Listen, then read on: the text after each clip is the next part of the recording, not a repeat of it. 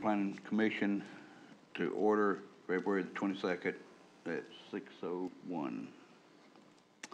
Our first order of business is the invocation by our chaplain. Yes, sir. Father in heaven, thank you today and I'm going to take some time for us all to be aware of your presence. I know that we can't fully comprehend it, couldn't feel it, melt away if we did, but let us catch a glimpse of it.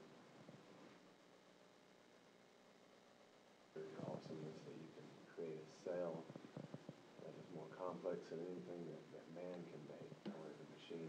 There are so many of those that make up the smallest system in our body, and you can hold it all together, plan together, this universe together. Just the math that goes into that is beyond reckoning. So I know that you can hold this meeting together, and I ask before that you would guide, direct, help us to think clearly, to speak clearly, to listen carefully. Your wisdom that governs this meeting. I pray. Okay, Mr. Bassey, would you like to lead us? I pledge allegiance to the flag of the United States of America, and to the republic for which it stands, one nation, under God, indivisible, with liberty and justice for all.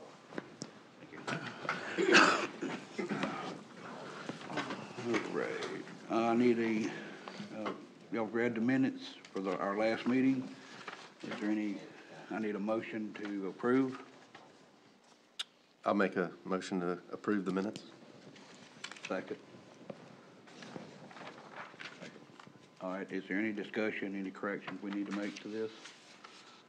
Under section 12, about halfway through, deadline for the 2020 at 2:02, just missing an extra 0. Oh, thanks, sir.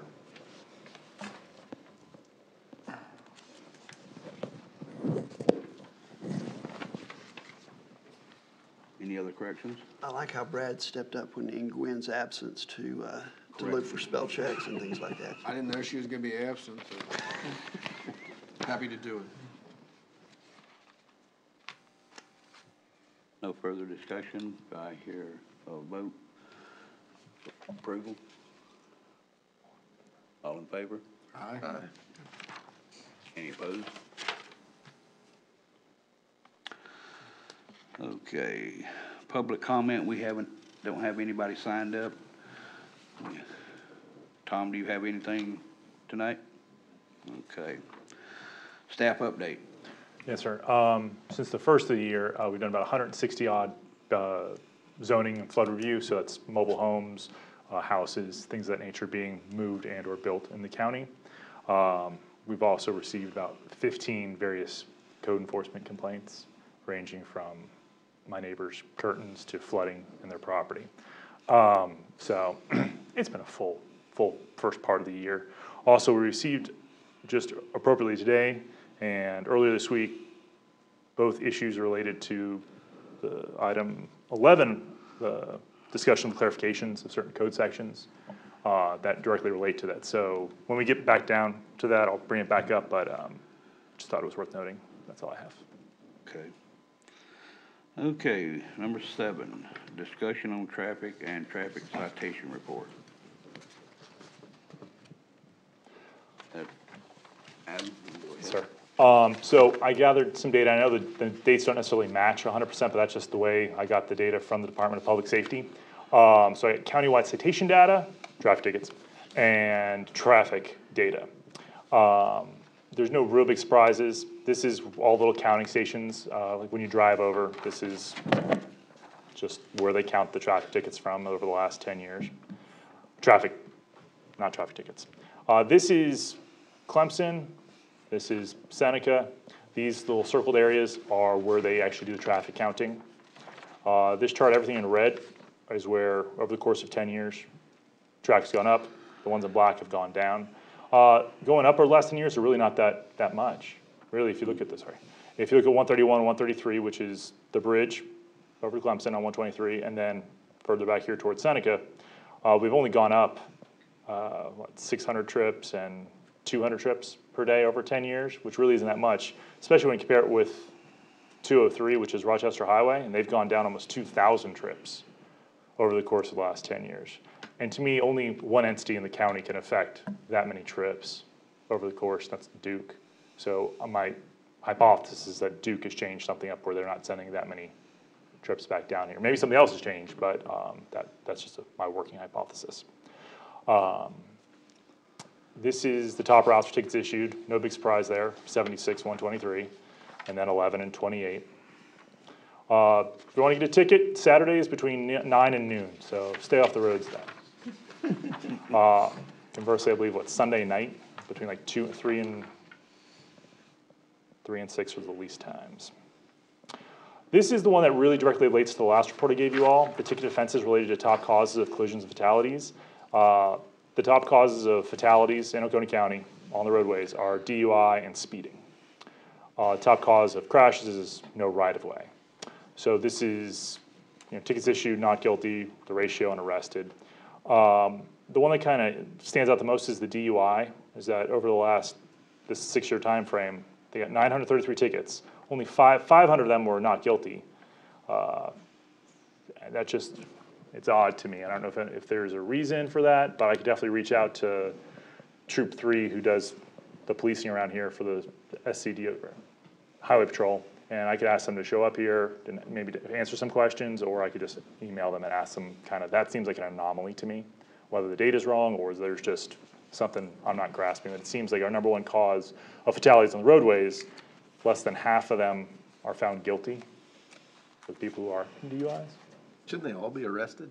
I mean, if you're charged with DUI, don't you go to jail? I don't know Send them home? yeah. So if you all like for me to go. I really think if they have another way home and it's their first offense, I don't think they take them to jail. We're way too lenient. Yeah. If you all would like, I could reach out to Troop 3 and either ask for a speaker, or I could ask for some, hey, what's up with this? It would be interesting to know what the reasoning behind the difference in the numbers. Okay.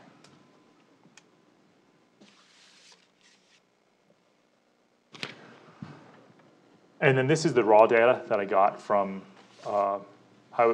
public safety. So they just sent me a hard copy, that's why it's all kind of wishy-washy. Number 91 is kind of the funniest one to me, the second from the bottom. The illegal whiskey. 3. So, That's not high. so knowing that Oconee County is And no one was still arrested kicking. for it. And then also racing on the highway. There's none of that happening in this county, so we're doing well. Anyways, that's what I have for the traffic report. Okay. Number 8, we have a discussion on draft request for funds letter to council. I wrote up the letter as requested. What do you all think about it?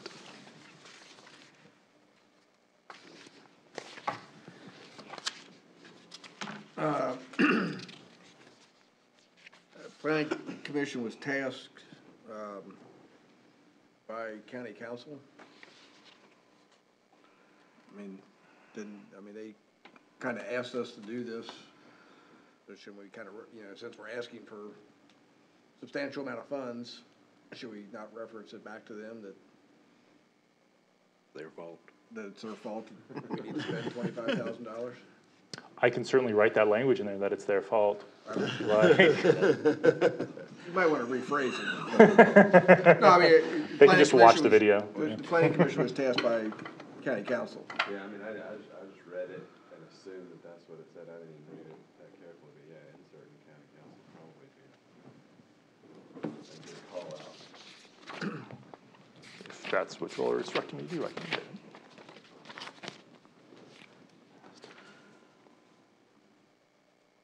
I read it twice and didn't catch that.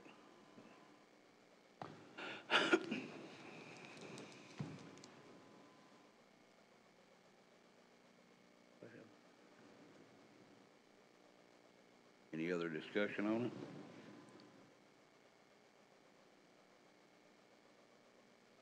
Do we need to include how many meetings we'll focus on it, or? The reason why I put that in there was because the last time we started down the corridor road, council got pushback from us not reaching out to the public on who it would affect.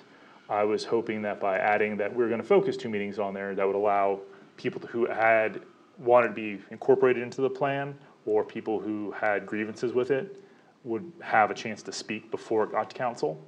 And that's why I put it there, because we have some, we should engage the public with it.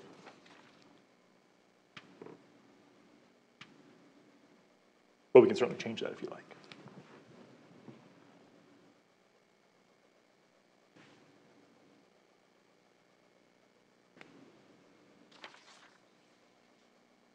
What do we need, a recommendation to send this on? I believe it's the, Yeah. I make the recommendation to send it to county council, adding in the words by county council after test. Do you want them to make the corrections and go ahead and send it? We don't have to get it back. should have voted. I second that. Any further discussion? All those in favor? Say aye. Aye. Opposed? We can sign this well, we don't even need to sign it. Adam, when you make the corrections on it, you can get with me and Brad and we'll sign it at Yes, that sir. point. Okay. The biggie, discussion of the 2020 comprehensive plan.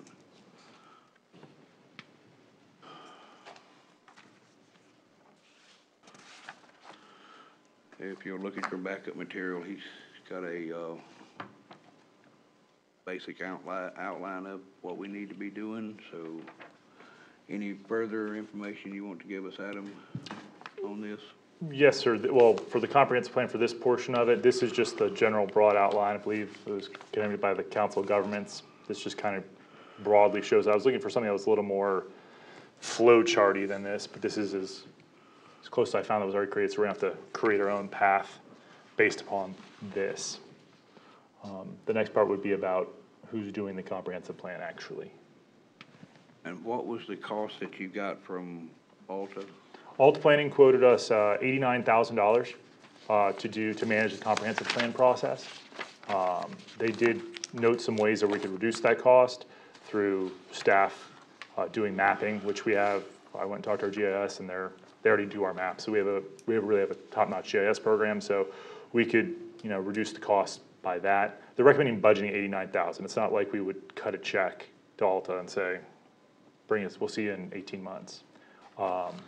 Staff's gonna recommend that we utilize Alta, just because this is what they do. And the comprehensive plan is such a important document for the next 10 years.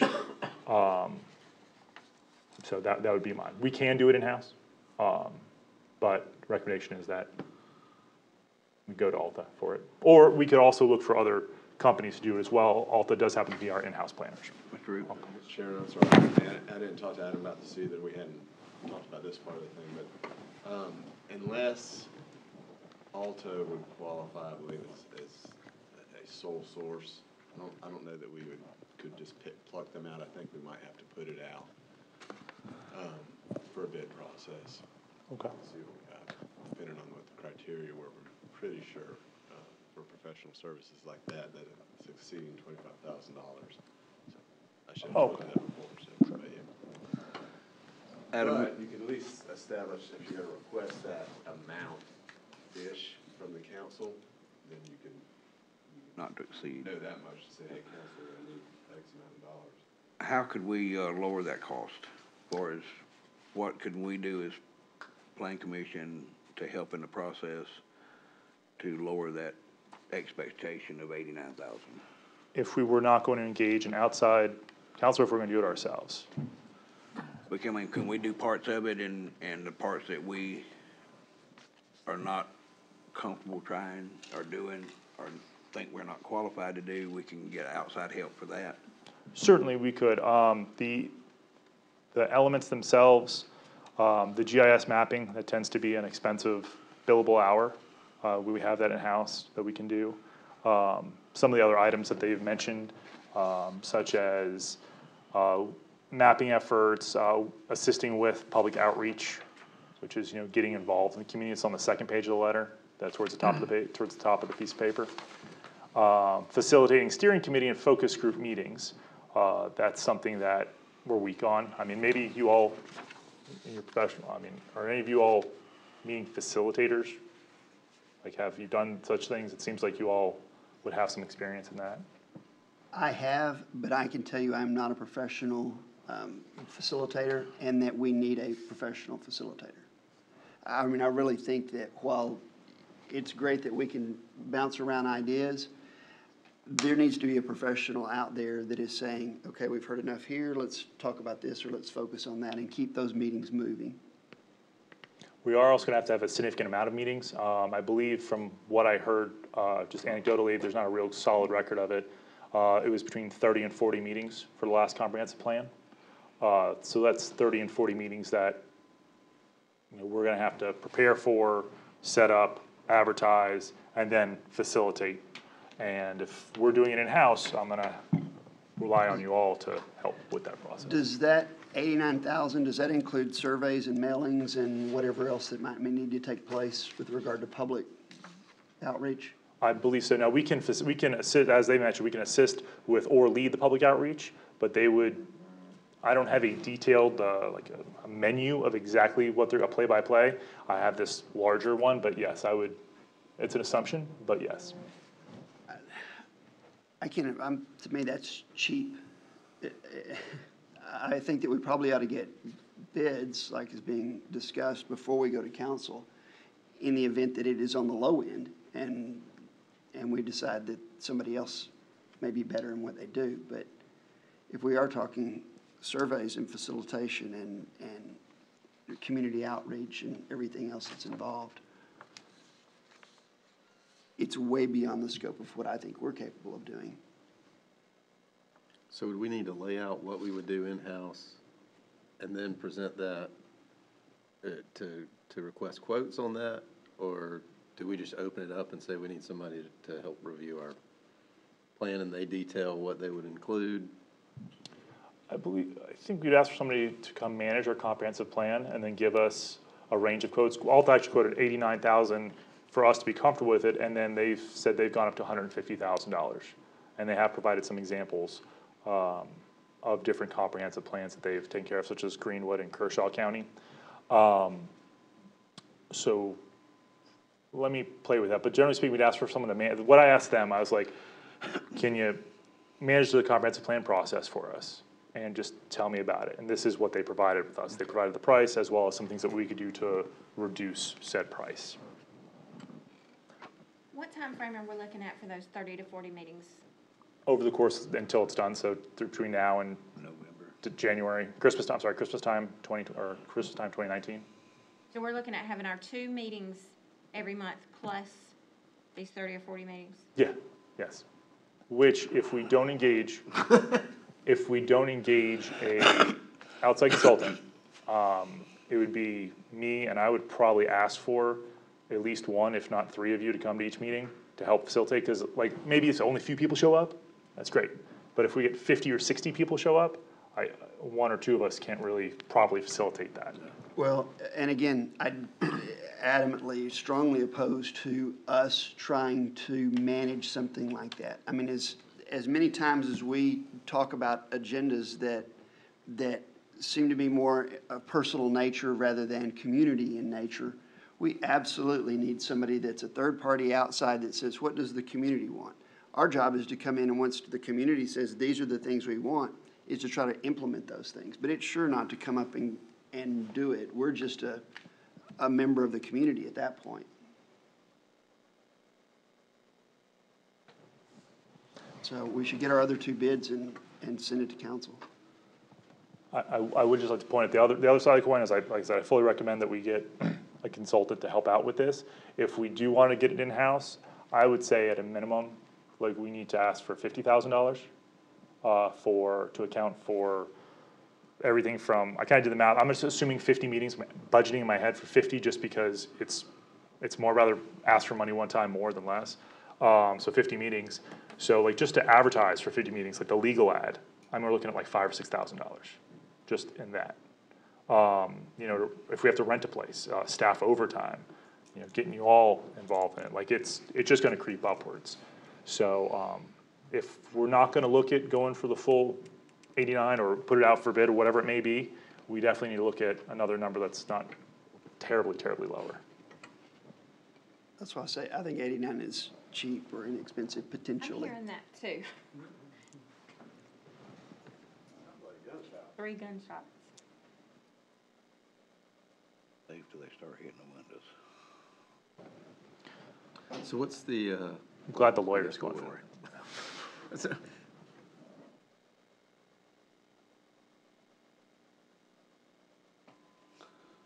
Okay, Adam, can you, for the next meeting, get us a, Someone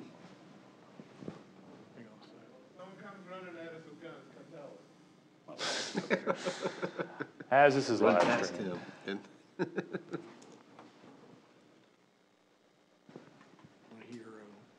someone's shooting down the road.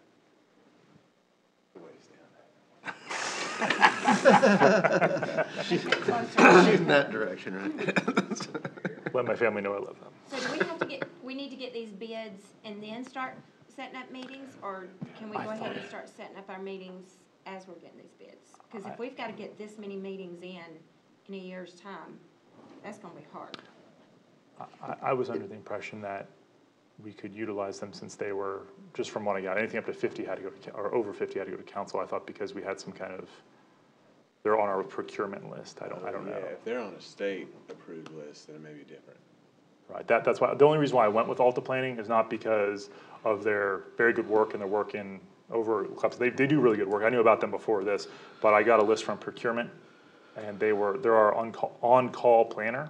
And I believe that we can utilize it. Now, opening up for bid may give us a wider range of options for sure, but let us double check. How about this, if we can do it, our procurement director will be back in next week, we'll sit down with her, and see what the status of this particular entity, what other entities are out there that are on the state-approved list, and just discuss with her and the administrator, you know, doing an RFP or request for proposals, and the best timing for that. Sometimes you want to say, hey, council, we're gonna do this, y'all good with this, and then we do the RFP, then the numbers come back in, and we have a committee that recommends you go with a certain entity. Sometimes you don't go to council first, and you just do the RFP, and it comes back in, and you decide to go with a particular entity. My thinking is that we get with the procurement director, see what other entities are out there, get really specific with what we can do in-house. Maybe do a little bit more historical research on the number of meetings. The ones I'm familiar with on the city level didn't require, it was not 50 or 40 meetings, but it's not up here, it's not this county. So, so maybe as opposed to saying, let's ask for $89,000 right now, let us perhaps do some more homework with procurement, with the administrator, fine tune what we can do in-house, and then decide, hey guys, let's do a bid, or let's just ask for the money from council at next meeting to y'all. Does that sound good? I know I asked the administrator and Amanda both, and I Want to have the community, I mean, my experience and my preferences would be that they have input on all the elements, and that those are broken down in manageable chunks and on the goals and stuff so you have a workable base of knowledge, but those always spring out into other meetings. All right, we need to follow up with this particular group of folks or this particular issue, and that must have been what happened last time. If they had that many meetings, they must have had a lot of follow-up that was necessary, because in my mind, 10 or 12 is what I'm familiar with that are outside your normal planning commission meetings, and perhaps outside of here. So, but I wasn't here when it was done. So do we go to each district? I mean, are we supposed to like have a meeting in each district? or- Is it statutorily, it's not required, it's just required that you do a good inventory. It's required that you set goals, and it's required that you have, sometimes you have advisory councils, and the main requirement is that you gather the input, gather the information, gather the input from everybody, so you have a good plan. That's not just, what's conjured up in y'all's heads or staff's heads, but it's, as much community participation as you can. That's where I feel like hiring somebody outside, if nothing else, they probably have a template survey that rather than us coming up with questions, I'm confident that some of these companies are already gonna have templates in a lot of these areas. Well, if I may, Greenville, I was doing some research, Greenville County, they have two different kind of comp plans, one for their downtown, one for one for various places. And they did anywhere between like 80 and 90 meetings, but once again, they broke it down like that. They had an advisory committee, their advisory committee hit up like youth, hit up minorities, hit up business people, hit up, that, and broke it down that way. And we're also geographically a very large county, so hitting out the voting districts would kind of make sense. You want to bring the information back at the next meeting that we can make a decision on which way we want to go at that time? Yeah, I think, for my part, I think that's a good idea. I should have got that about it further, discuss it more, but I've been paying some fast otherwise, so we'll do that. We'll get it better. Any other discussion? Get some input from some other actors. Yeah, final question, and I didn't look up those websites for the comp plans for Greenwood and Kurtz, but are they in the same format that our comp plan is in, or is it totally different format? These ones are, generally speaking, like just a bunch of words and the goals kind of thing. They're not as long, they're nowhere near as long as ours. Greenville's has a lot of pictures, graphs, charts, things like that. It's very aesthetically kind of interactive or pleasing. Kirsten, we can look at this right now if you want to. Yes, I allow it.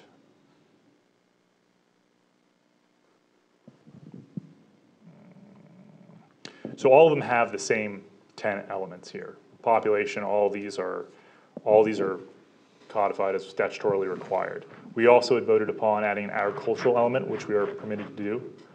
So that would just be another one.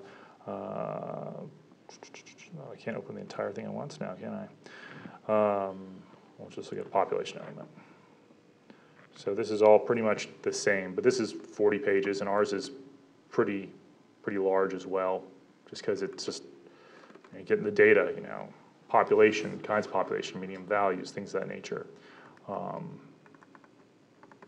Generally speaking, yeah, it's the same format. Graphs, charts, a lot of words. Census tract, yeah, we have the same map. So yes, I would say it's in the same format.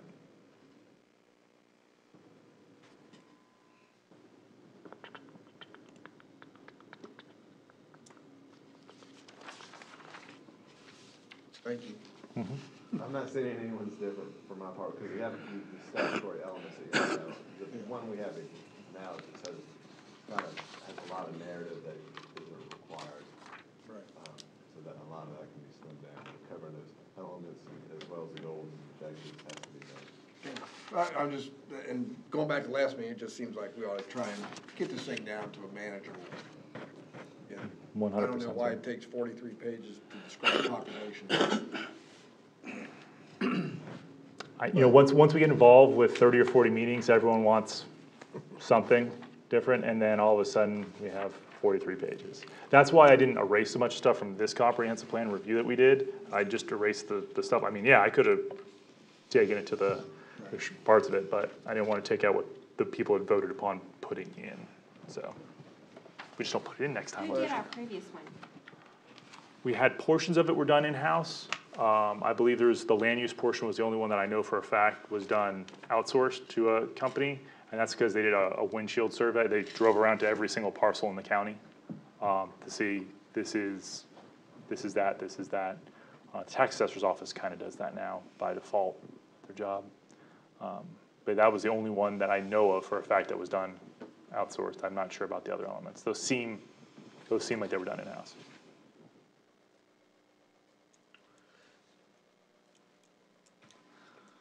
All right, and if not any further direction or any other discussion, we'll move to item number 10. Discussion on the Joint County Council Planning Commission workshop.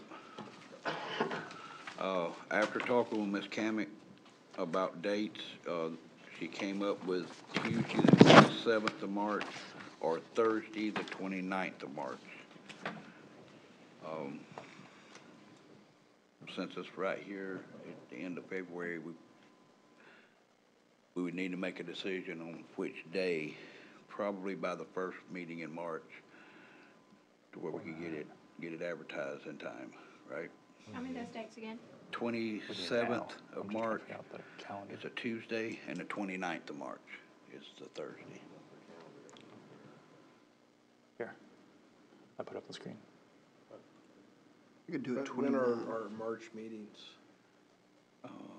Should be Fifth 5 and and The 19. 5th and 19th, so that would be the next week, Tuesday or Thursday. 27th or 29th. Ms. Kamick said she looked on the calendar, the council calendars and everything, and that's the two dates that we could have the meeting here. I could do 29th. You all have a preference? You serve at your leisure. Leisure? I would say I'd pleasure. say Leisure? Tuesday, 27th. Is it leisure? As of right now, I would say pleasure. It I'm sounds good weird. with either one, but I don't know exactly when my, I can't do 27, but that's just me. I don't have 29th? anything scheduled on other day. Can you do the 29th? when is Oconee County's spring break? That Friday is Good Friday. April. So, It starts in April. I think it's so. well, no, the following week is spring break, so Yeah. they're Yeah, out Friday yeah, it through the usually next starts on week. the Friday before. Yeah. That's what. And then, Mr. Davis and someone else is gonna be gone in April.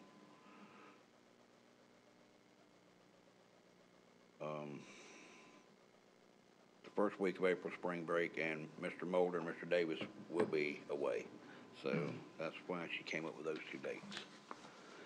And the point of this meeting is just for us to get direction on what, It's to give communication back and forth of what they want us to do and without being, called Nazis and everything else. But it's to give us more direction and to keep the communication going with the council to where everybody knows what everybody's doing. is that not something they can do in a letter? Can they not just send us a letter of what they want us to be working on? They were the ones that wanted originally wanted the workshop, and then we voted in January, I think it was, to, or maybe even last year, we voted to have these workshops quarterly with council. And it's up to y'all. If y'all don't wanna have it, we can not have it. I don't mind having something if it's gonna be productive, but if we don't have anything that we actually need to discuss, then I'll just, Well, with this meeting, we can also discuss the comprehensive plan, the way they think it needs to be done, as far as in-house or pay someone to do it. We can also talk more about the corridor, see if they've got any more, information, or, because by then they'll have all this other information that we're gonna send to them. And it probably would be a little informative, hopefully it'll be a good thing this time. And, we can get some more direction on what they're expecting us to accomplish with these two items.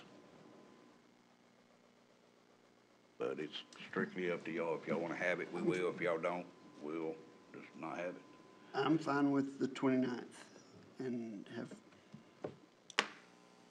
if we feel like we can have a good productive meeting, it would set the stage, having it early enough in the year to know where we're going with our meetings.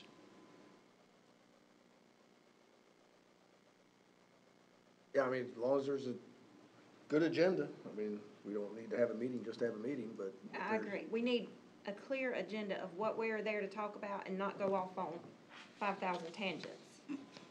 We need to address issues, and that's it. I think if we haven't heard back about the 25,000 and then the Alta thing by then, I mean, I think that's a reason to plead our case as to why we need funds to do those Right. two studies. Adam, y'all wanna vote on it? I mean, we need to set a date either at this meeting or the next, because that gives time to make sure all the council as well can be there.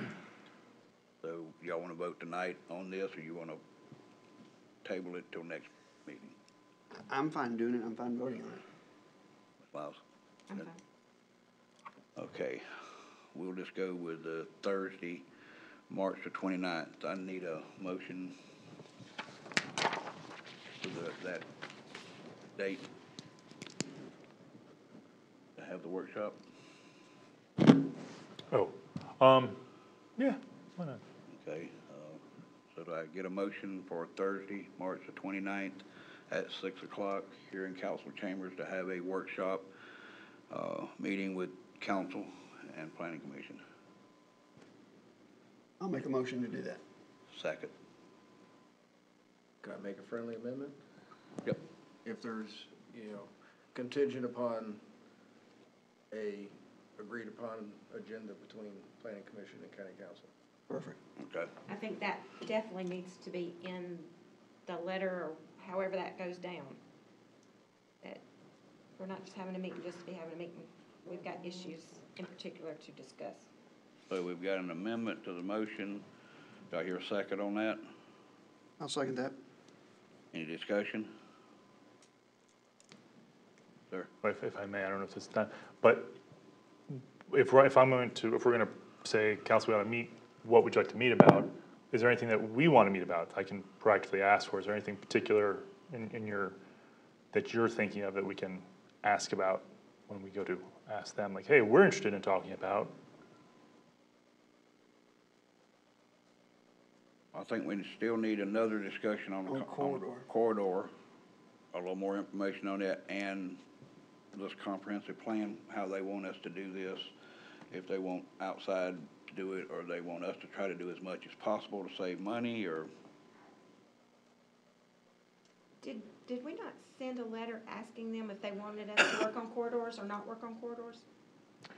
Did, and the letter we got back, and that would believe was in December, I want to say. Ms. Kamick sent a letter to Mr. Kisker and myself to focus on traffic and safety. Since then, that's why I've come up with the two kind of traffic research papers for y'all. And that was to lead us into identifying the actual areas of issue versus us just saying, let's focus on 123. Now, it did turn out the 123 is the issue area, but we've now proven that it is the issue area versus us just saying, someone else figure this out. Okay, so to me, we've done what they've asked us to do on corridors, so why? so are we ready to construct a corridor down 123 with the information we have now? Or do we need any further assistance from council with their suggestions on how the corridor should look? Well, we voted on the letter to send to council to ask for the 25,000 to do a study and provide some suggestions for 123. So that's where we are with the corridor. So we really is- can't do is- anything until we get awarded that money and the study's done, so there's really Right. not a whole lot of that we can do on the corridor until we get that information back. So that really doesn't need to be part of it. Well, I meeting. think, and then we're gonna be asking for the planning, money for Alta. So I mean, I think that's the discussion we have at the workshop. If that's all gotten to them and they're saying, why do you need this? I think that's our place to, to say when or why we need that. I mean, that's kind of where I'm thinking the discussion goes, but I don't know. But if we send them a letter and they send us back and say, here's your money, Then I think we're then good we with don't that. need a meeting. I mean, until we get the study, maybe. I don't know. So do y'all want to have the meeting or not? That's the question at hand. So do y'all feel that we don't need a workshop at this time? Just go I mean, I along with think what we're doing? the way things are, if we were gonna meet tomorrow, I think we would. I mean, certainly they could come back and say, go ahead, do what you need to do, and, then maybe it's just a guidance meeting, I don't know. But I think it doesn't hurt anything to go ahead and have it on the schedule and say this is what we plan to do. Mr. Reed? If I could, all right, so right now y'all are discussing Mr. Kisker's amendment. And so if I could rephrase that amendment to state, suitable to Mr. Kisker, that original motion, have a joint workshop meeting on March 29th at 6 p.m. contingent upon a mutually agreed upon agenda to include the comprehensive plan funding and corridor plan funding unless those items are disposed of prior to that meeting date. If you just have it that way, send it on to them, phrased like that, then they can say yes, no, they may add to the agenda, and if they take care of it, they say, no, you're not getting the money for the corridor plan, or no, you're not getting the money for the other ones, then they're off the agenda, and maybe both of them are off the agenda. So does that make sense? Are you all right with tweaking the motion like that? Yeah, I'm okay with that, and again, yeah, and that's fine. But, you know, the clock is ticking, you know, if we need to get the procurement, the RFI out, we need to get this, you know, we've got 18 months, 19 months to do this. So if we're not, just, you know, if we're not even gonna know if we're getting funding until the end of March, you know, it's gonna be April, May to get somebody going, and then we're down, you know, time's ticking on this comp plan, so. So if I may, then we can work on an assumption that we're not getting the money, just work on that assumption, and then we can start the next meeting coming up with a plan. So the first step, if you all said, hey, we're not gonna ask for any money, we're doing this in-house, my first step to you all would be for us to come up with instruction booklet for ourselves. Because there's nothing written at the state level that says, you shall put out this many advertisements, this many planning commission members shall come, you shall engage this many. Well, we would come up with a plan for the plan ourselves. So we can start working on that, and if we get the money, great. If not, we haven't wasted that time that Mr. Kister mentioned. Yeah, and again, it's just, don't wanna have a meeting, just to have a meeting, but if we need to have the meeting, I mean, let's get it on the calendar. If we need to have it, and still like to even go back to the agenda from last meeting and see if that needs to be embellished, or review items that never got resolved. I mean, you know, we had a good exchange. You know, we really didn't agree upon anything, I don't think, from that last meeting, but at least we talked, and I think it was mutually beneficial to both sides to see where we were. But,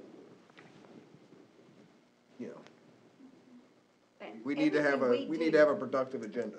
Everything we do has to be approved by council, right? So we just don't need to be spinning our wheels on something that we know that they don't care about or are gonna shoot down before we ever get it up there. Yes, ma'am. So if there's specific items other than the comprehensive plan that they want us to work on, those are the things that we need to know. Because the comprehensive plan is gonna take up every bit of our time this year. So if they want something done, they need to be specific on what they want us to work on. Okay, could somebody repeat the motion on the table? Complicated. Ditto. I think, I wasn't, I'm being confused by the way I stated that motion. I wasn't trying to say, let's hold everything until the 29th. Right. I was saying that those two items would have placeholders on that meeting. If they're taken care of beforehand, then great. I'm not saying, hey, council, just sit on your hands until the 29th on the comp plan, the corridor plan. Those letters are going out, those requests for funds for the corridor plan are going out. We're gonna be moving on the comp plan funding probably tomorrow, beginning of the week with the chairman and director. I'm just saying, make the motion, mutually agreed upon agenda. Y'all wanna talk about the comp plan or the corridor plan? I can get it as an action item on the next county council meeting to see what their notions of the agenda are, so that's March the 5th. And so then y'all will have that back, so we'll know where we stand at that point. Can we put something in there that lets council know our focus is gonna be on this comprehensive plan for this year? And if there's something that they specifically need us to work on, if they would come prepared at that meeting to let us know what those items are? Because otherwise our focus has got to be on this.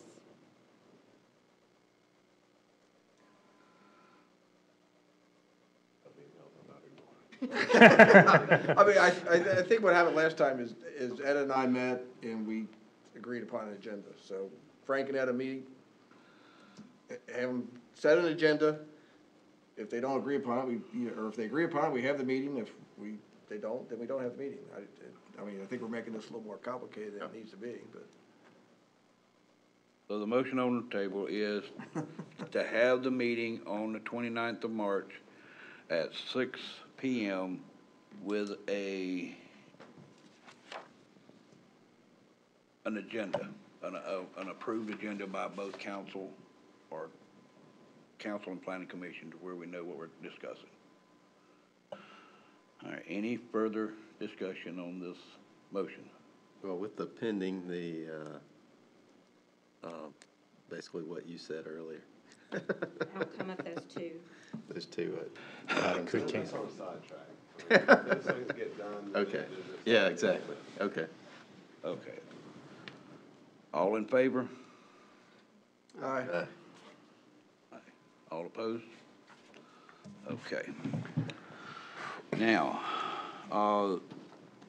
discussion on clarification of certain code sections bearing on land use and development as contained in chapter 26, 32, and 38 of the Oconee County Code of Ordinances.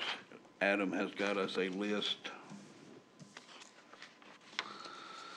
of approximately 18 items that need to be clarified, redone, reworded, or what have you. Adam, you want to do a little explanation, please? Yes, sir. So the code we have needs some cleaning up. Through phone calls, through interactions with citizens, through interactions with builders, developers, even just looking at the code ourselves, the code has some tweaks that need to be done. So what we kind of started a list, like why is this like this, or why is that like this, and it doesn't make sense, there's contradictions in the code, and these are just the ones we found, we've kind of kept a list of. So that's what this list is. I like to go through this list, kind of play by play, or line by line, and see if you all see the issues that we see as planning staff. Administration recommends that if the items that you all think there's issues with, that we send them over to the Planning and Economic Development Committee, which is Mr. Kane, Mr. Hart, and Mr. Davis, and they meet next week, just to see if they see the same issues that we do. Because just like you said prior, if maybe we see issues that they don't see, then there's no sense in us moving forward with it. Yeah, so I'm gonna go ahead and start this then. So the first one is, you can submit a plat to Oconee County right now without an easement on it. So you could subdivide something out and not provide a easement on that plat. Now, I believe Mr. Root has a motion on it, but basically this is, you had parcel 1. If you subdivide out parcel 2 over there for whatever reason, you could submit this as a plat without giving access to the road from here. Does that landlock it on paper? Yes. Other counties around us do have that provision in their codes that easements are necessary. The state does not, because this kind of came up, so we ended up spending a couple hours talking to the state licensing board, and their professional group said, no, we're not involved in land use matters. So if the county wants it to provide easements, we can do that. Do you want to mention that? Yeah, I think this is a good example of what Adam's trying to do here. He's not trying to craft out the resolution exactly to this. He's saying, all right, this is an issue. Do you all see an issue with this? If so, we'll take it to the Planning and Economic Development Committee, see if they see an issue, and then if so, then we'll come back with a resolution. Because I think Adam, for my part, I don't want a change in this where we're asking for easements to be shown, and there's a number of issues, but not the final word on it. Adam and I have a disagreement, but we have reasons to disagree about it. But that's not our part. So at this point, do you see an issue with it? If so, yeah, we'll send it on to the planning commission. And there can be issues, there can be problems. It's just a matter of whether it's a private issue for landowners to resolve versus something for the county to be involved in. But the only issue I see in is selling off a parcel and it completely surrounded, no access off the property or to the property. Now, I know that if you sell that, they can take them to court and the court system's gonna give them an easement. They're gonna make them do it. But to lessen the financial burden to the parcel number 2, the county could require, in cases like this, that they give that parcel easement into their property. If other counties do the same, I mean, it just makes sense to tell them.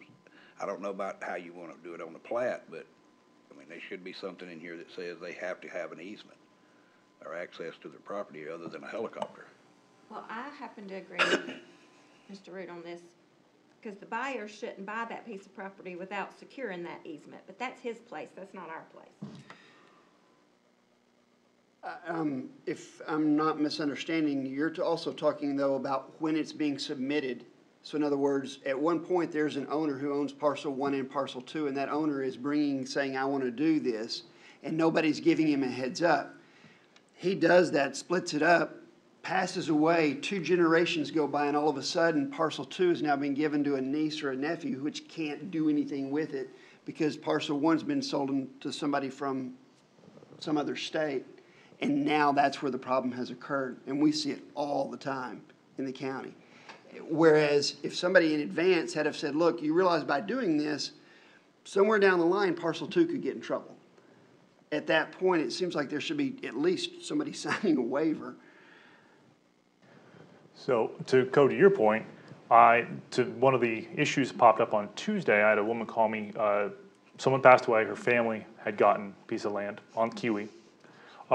Someone who wasn't included in the will, but was a little hurt about that, bought the piece because they knew that there was no access easement. They bought the piece blocking the road off.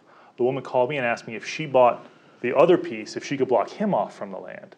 I informed her to get a lawyer and deal with that.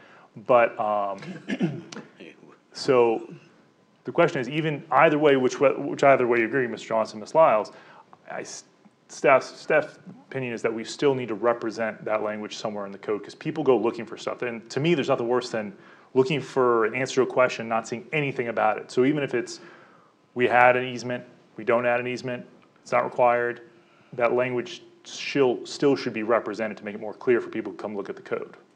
So So the state says you can't sell landlocked land. they have nothing on that. The LLR does not require an easement, because it's not necessarily land, there's legal precedent for having other easements in there that aren't necessarily on a plat that you can see. But as I believe Mr. Pearson brought up, you would have to kind of go to a judge for that. LLR is, that's just like a surveying issue, but I think all this underscores there's an issue. So we send this on to planning, economic development, see if they think also is an issue, then we'll come back. And I just don't want us being the guarantor of the efficacy of an easement. There's ways around that, but that's my why I'm reluctant. But all that can be fleshed out. At this point, it's just, is there an issue? Probably. There's something worth moving forward with. So. We tell people how they have to build homes and the regulations that they must follow in order to build a home that we deem to be safe. Here, somebody's about to separate a property and nobody's giving them a heads up as to, yeah, it doesn't affect anything tomorrow, but 15, 20, 30, 40 years from now, there's gonna be huge headaches over it. So there is an issue? Yes. Okay, excellent. So moving on to the next one. There's 2 definitions for the word lot, as in like parcel, plat, plot, things like that in our code that say 2 different things that neither one's great. Do you all see an issue with that? I can tell you that someone asked me to accept a lawsuit against the county and another party that grows out of this problem today. But for my part, yeah, we got an issue. We need to- That's worth. Is this another one where we're just forwarding it along, or we've got to fix it? Well, it's going to come back to us. The planning and economic development agrees there's an issue. That's the framework that Mulder talked to Adam about. And so, yeah, but if you think there's an issue, I just think forward that- it. Yeah. Yeah, We need to set there's that an issue. As it comes back, and wherever we go from there, front lot lines needs to also be defined. Because I've run into many cases where people would assume that the back lot line is opposite the front lot line, and that is not the case. That came to our attention that the word front needs to be, it's kind of funny to think about, the word front has to be defined, because what is the front? Is it where the front of the house is? Is it where you access the house? Is it where your address from? So yeah, that's a good point. That's something that we can also look at when we're looking at this. There is an issue on that, all right. Chapter 32 says there's a minimum lot size of 0.57 acres. And from the best I can tell, that grew out of anecdotal evidence from DHEC saying that they had a minimum 0.57 acres. So at the time that the code was written, the people who wrote the code thought the minimum lot size was 0.57 acres, which is about 25,000 square feet. That's not the case. And it kind of goes against, it would be conflicting with our condos thing, the no lot lines for the apartments and condos that we just came up with not too long ago. So if you all see an issue with that. Yes. Yeah, okay. Yes. All right. Moving it along. Number 4. How many of you have named subdivisions before? Because that's the planning commission's job, is to name subdivisions. Because in the code, it says that the planning commission shall be the final name in naming subdivisions. So I know Mr. McPhail was here the longest, but Mr. Perkister, you've been here probably the second longest. Second longest, but Right. I haven't come up. Right, and also, you've done at least one subdivision since you've been here. So I think there's an issue with that with the planning commission. Do you all see that there's an issue with us naming Yeah, subdivisions? we don't need to be naming subdivisions. Kind of fun though. Is that just so that two subdivisions in the same area doesn't wind up with the same name? Is that? So there is a statute, there's part of this is that the subdivision shall not duplicate or too closely approximate phonetically the name, and possibly wherever this got copied and pasted from initially when we got the code, that was an issue. We got a lot of stuff named Lake here, that could be an issue, but other than that, perhaps. But that's, staff's opinion is that it's the developer's issue to name their own property. That's just my thought on that. Issue, all right. Next issue, number 5. So I'm gonna take the responsibility for this because it's mine. I thought that when we added the word zoning inspections to the natural vegetative buffer that we just got enacted through council, that I had assumed that we had it somewhere, at least as a policy, what a zoning inspection is, or something. But it's not. It's not defined anywhere. We just do it. So now it's in the code, we need to define it. And what it is checking for silt fences on the lake. That would be something that we should add. If we're saying it, somebody shouldn't have to look at something in the code and say, well, there's no definition for it. So adding a definition could be an effective thing to do. So yeah, so that's an issue, all right. Recreational vehicles. We have no language in our zoning code about RVs, other than in the flood zone, which doesn't affect kind of land development. In the residential building code and the building codes that we've adopted that we utilize, there is language about that, but people can't access that. That's a shelf full of books. So if we added that language that from the building codes to the zoning code, I get a lot of phone calls about RVs and mobile homes, and there's just no language in our code about it. So it doesn't really make things clear for people. So, And you're suggesting that we put in a legal language as to what an RV? we'll define an RV as well as what the building code says is it's a temporary structure. And those aren't to be inhabited for more than 180 days. Is that what the legal definition is nationally? We've adopted the International Residential Building Code, so it's already, I don't know what nationally is, I'm sure the RV Makers of America, RV Association has their definition, but since we've adopted the building codes standards, that's the definition that we could default to. We could use something else as well, but since we've already adopted the building codes, it would make sense to use what we already have. Okay. Can you give me an example of where this causes a problem or? Well, once again, it's just people asking questions like, how long can I live in my RV for? Well, they can't look it up themselves, they have to make the phone call. If a person who has a neighbor who they don't like their RV on their land, and they wanna call me and say, well, show me where it says they can have RV, well, let me go photocopy a couple pages and scan it in and email it to you. You can't access this because it's a pay service. So all I'm trying to do is take the information that we already have. It's already a temporary structure. RVs are already temporary structures, and they're already only able to be inhabited for 180 days a year. Just So putting, you're saying in our county, you cannot live in an RV? that's correct. Over 180 days. There's no way to tell that. There's no way to go out there and enforce that. But people ask me, there's enough questions that I get, that's why I put it on here. So it's already part of our building code. I mean, even though we have, Foxwood Hills has an area strictly for RVs, Oh, we and got they people live living there. in RVs in Well, that's every what I part of say, this but, you town. know, Yeah, there's RV park up by Highland Shores, yeah. No, there's So- definitely in there, but it's already on the books. I'm not looking to add anything addition. It's just, people ask about it, to be able to show it to people. Yeah, you basically wanna put it to where they can find it without having to look all over the world to get it. Yeah, that's, Copy and paste it. yeah, no, the staff's inclination isn't to, I think it's because the cost of living in this county is high as it is, and to add more burden on people for whatever reason is not the intention. It's just to be like, I just get enough phone calls, it wound up on the board about people asking, inquiring about it, so. And really, for me to figure out if somebody's living in an RV more than 180 days, I don't know how I would do that without knocking on the door every morning. So do you all think there's an issue with this? We want to set up or not, or? If it's an issue to the staff, it should be looked at, I think. I mean, rest of you. Yeah. I mean,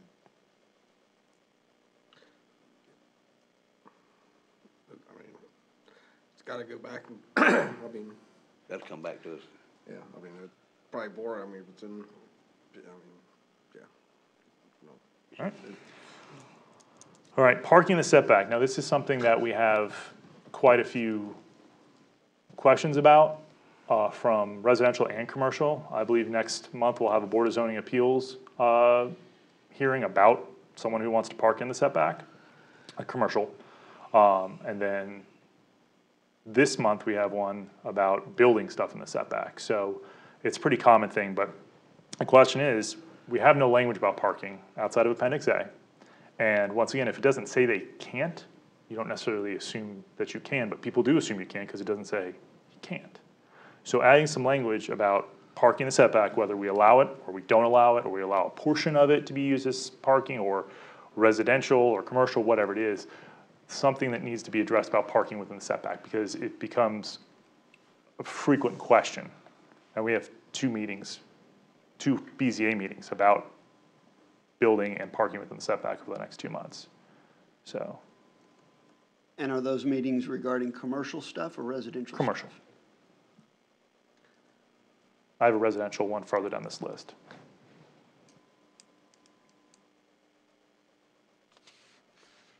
So, and staff's opinion is that parking is a structure, because it's built or constructed as per our code.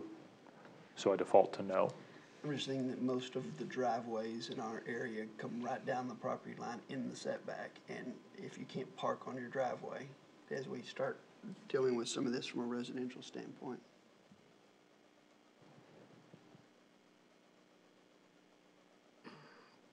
To me, and I lived in a subdivision where we spent thousands of dollars on legal fees to define what was within the setback. It was, I think, no trailers were allowed within the setback. So was that within the area of construction of the house? Was that within the setback, or is that setback that 10 feet going down the property line? I can't remember how it was ever resolved, but people looked at that definition two different ways to the tune of tens of thousands of dollars of legal fees. You know, and again, if these are issues for you, you know, we're adding stuff, but we don't need to make it more complicated. Or, you know, if we define, like I said, you know, if you have a lot and you have set, 30 feet off the street for a setback and 10 feet on the side and 20 out, no parking within the setback. So is that 10 feet? Is that within the setback, or is the build area, is that the area within the, people, I mean, it got described 5,000 different ways. And, cause it came down to where people wanted to put their boat trailers. And, so that seems cut and dry, but it's not. And I it's guess definitely not. I mean, you have to have a driveway that gets from the road to your house, and that driveway now is within the setback, and all of a sudden, if you're having a party and people are parking their car, does that mean now you can't park from the street to the first 30 feet? And now you're opening up all kinds of issues, I think. But if if we need to handle it, we need to handle it. It's just, I don't know that it's easily defined. I think all these will have, they're as easy or gimme as these seem. I think they'll all come across, we'll trip over things we don't know. But I mean, we have a BZA hearing about it next month. So it's definitely people, but that's commercial, once again. If people ask about it. So my default is that parking is a structure. And, Commercial and residential should be different. okay, If I wanna park on my property line, I should be able to park on my property line. But all the way, building a concrete parking lot for customers to park in, may be different, I don't know. we could definitely define it. We can use two different, and as Mr. Gisker's proving true, there's two different things right there. So we could definitely address this. But if we think that it seems like there's an issue with this, that something needs to be looked at. Is that correct? Since we didn't have public comment, do y'all mind if Mr. Tom gets up and speaks for 30 seconds or less? That's fine. In favor. Go ahead, Tom.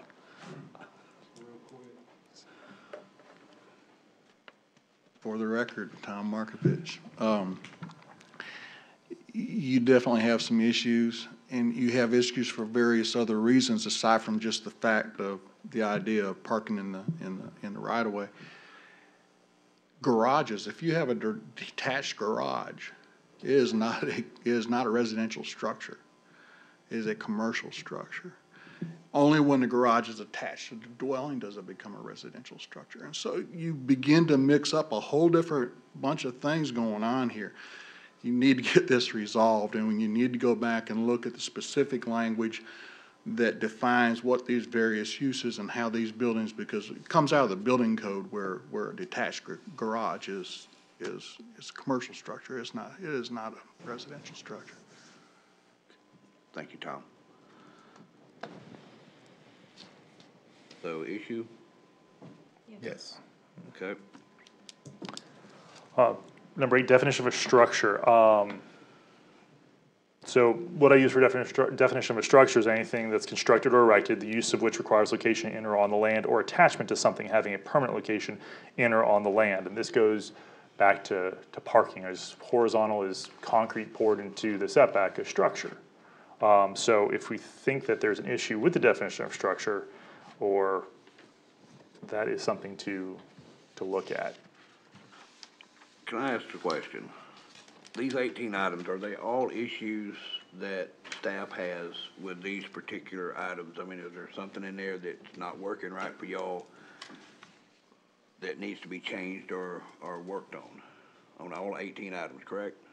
It's not necessarily staff, it's people, citizens have brought these definitions, these things to our attention. Some are like the definition of lot, no citizen brought that to us, But there's an issue through the staff that these items need to be worked on and corrected and fixed in some way.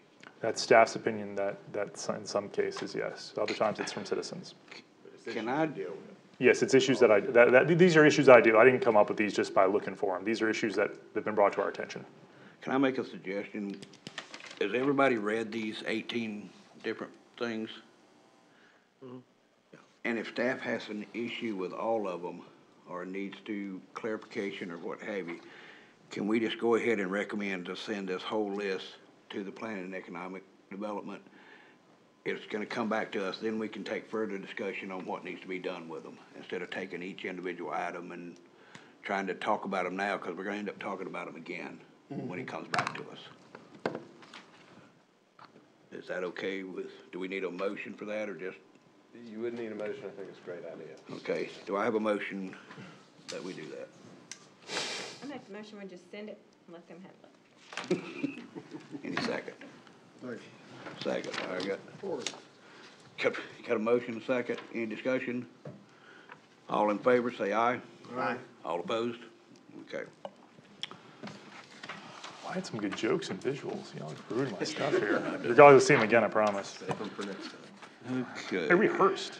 discussion on traditional neighborhood development. So in October, I believe, it seemed like a long time ago, the Planning and Economic Development Commission, who we just sent our last item on to, they requested that we create some language involving a traditional neighborhood development, such as like Patrick Square over in Clemson area. And they haven't had a meeting since October, but now on their agenda for next week is an update on that. And since I'm the staff liaison for it, how shall I update them? Do you already have something? I mean, I had some ideas that we had brought forward, and then we looked at doing the Plan Development District as it, but then we realized that legally, we couldn't just do a commercial Plan Development District, and then the holidays and life happened, and so it never really got addressed again. So I'm not thinking that we have to come up with a plan tonight for it. Are there any questions I can ask, or anything that I should tell them, like, hey, we're gonna do this tomorrow, or we're just not interested in doing it? What can I tell them? They're wanting us to make a new thing for the matrix. A new zoning district for the matrix. That'd be a traditional neighborhood development district, which is similar to what you can do with a planned development district. However, there's commercial element in planned development districts that wouldn't be required in a traditional neighborhood development district. So what would be the difference in it and just a regular residential district? It would, you all would have to flesh it out, but essentially you would have smaller lots, closer together, closer to the street, that you couldn't necessarily do right now because we have 50-foot right-of-ways for our roads and things like that, so you'd have a smaller right-of-way. Sidewalks, can't do, we would mandate sidewalks perhaps. Things of that nature that would make it much more like a traditional downtown kind of feel. Green space, right, street trees, things that are, kind of make the front porch the living room versus like being in front of a TV. And people can kind of do that with the PDD, except there's a required commercial element. And yes, a traditional neighborhood tends to have commercial elements, but if we want to put houses this close together, allow people to do it kind of as of right if they get zoned that way. They'd have to choose to get zoned that way. This wouldn't be like y'all are now traditional neighborhood development. That was the intent. Like Patrick Square, if y'all have been there, it's a great little chunk. Be like Mayberry. So you're saying it gives the developer the opportunity to go in and request a zoning change to that so that they could do something without the commercial element to it? Yes, sir. I think one thing I remembered from that was how detailed of a plan did we need for it.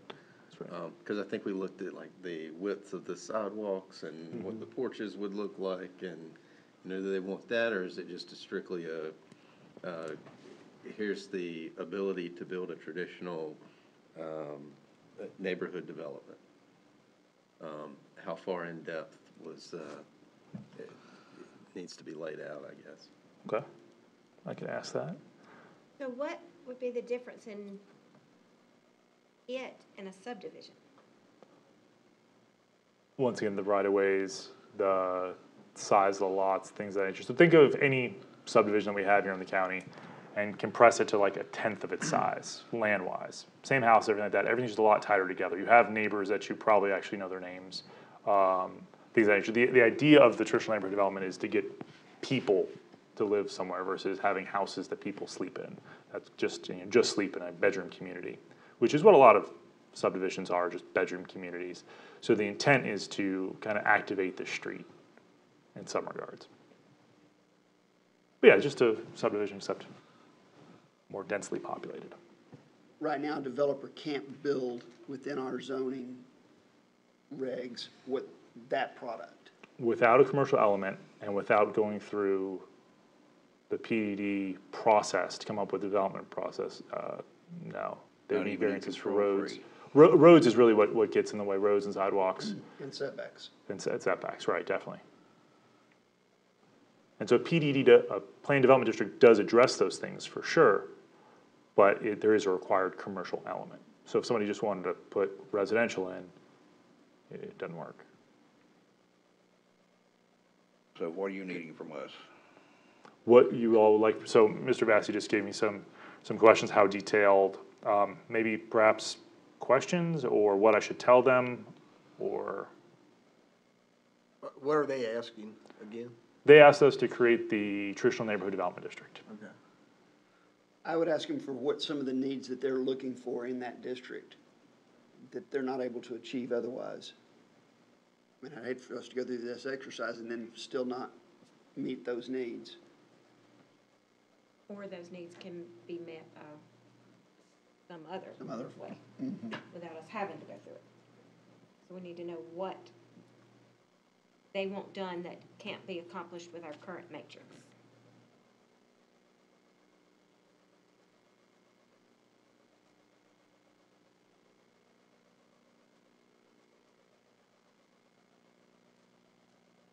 Got anything, Brad?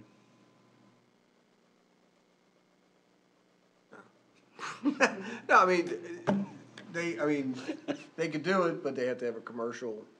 And then we talk, I mean, could that not, a variance be granted in a PPD not to have commercial? No? No.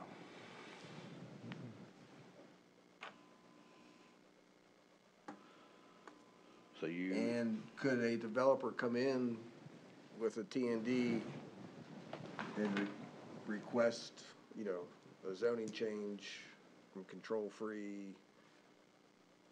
I guess if we don't have a TND, then, I don't know. I don't know if that's something we should be tackling right now.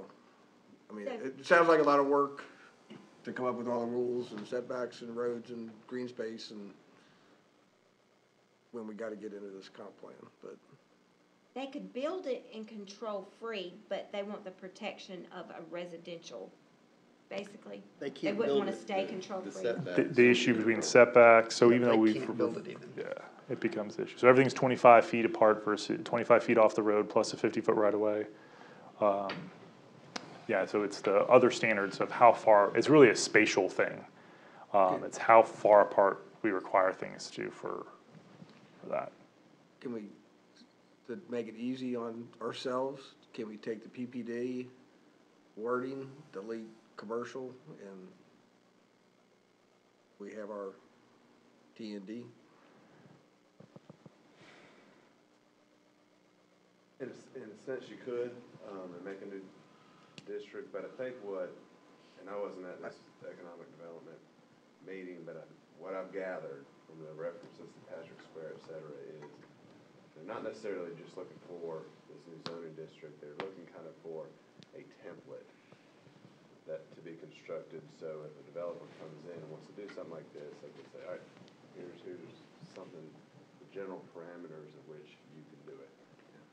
And so, along those lines, the question maybe, I think you've already covered a couple of them, is, all right, Patrick Square is one, do you have other examples of this model, this Mayberry, whatever, that you'd like it to look like? That would, shortcut a lot of the work. And can we get that from Clemson? I mean, Yeah. can we get like their setbacks or whatever, so we know, have something to start with? Patrick Square's got, it's I got have it. big They've got commercial element. 60-page development regs for their thing. Like, they have their own code of ordinances. So it's 60 pages. Like the one for Equus that we had, the PDD, the only PDD in the county, it was gonna be like a winery, golf course, lakefront thing. They had 50 or 60-page development standards. They basically write their own code of ordinances for that. And that's how they get it zoned, is that they hand us and we give them feedback, and they hand council their code of ordinances for whatever it's called. And then that gets voted upon. More like an agreement, as opposed to this, where they're saying, all right, this is what it's gonna look like, y'all wanna sign up for Yeah. development. I mean, could a developer bring in a TND and go through either planning commission or the Board of Zoning Appeals and say, here's our plan, here's what we wanna do, and we grant the variance, or the BZA grants the variance for them to do that TND? Yeah, then we can draft it that way, I think that would be the third question is, do y'all want it to have it like an agreement format versus a more prescribed template format? Ask them that question. Right, I mean, cause every developer is gonna have a different idea of what they wanna come in and do. I mean, everybody thinks Patrick Square is a cat's meow. I wouldn't live there, if it was the last place I live, off the record. No, I mean, just, I mean, you hear your neighbor's toilet flush, I mean, it's just, you know, that's just not my style, but obviously they're selling them like hotcakes, so. But it's gonna be developer driven, so I don't think, you know, we could sit here and draw up restrictions for the next 2 years, and the developer's gonna come in and still want variances in those restrictions. So why not let him do all the homework, and then we grant whether he can do it or not? Or at least open the door so that he could come in. I mean, I don't want to with all the discourage a information. developer from trying to come in and do it, but So make it so whatever that we it- come up with is gonna be changed, or, you know, Well, I think that's variances my are gonna be question. requested. Yeah. So you're saying make it like PDD, where they Open-ended write or- their own stuff and Yeah. then we, Yeah, but there's gotta be a mechanism for We that. got it. It's just the level of detail, what requirements do they want to absolutely have, how much discretion, how much input, do they secede to the developer and work together? That's easy enough to ask to that committee, and I know it's a good response from y'all. got all you need? Yeah, so I'm gonna bring that, I'll bring that information as well as my 18 items before them for next week. So for the following meeting, we should be able to have some more information, feedback regarding such things. Okay. Do we have any old business? Any new business? Do I hear a motion to adjourn? So moved. Second. All in favor? Aye, aye, aye, aye, aye, aye. Let's have it. Excellent.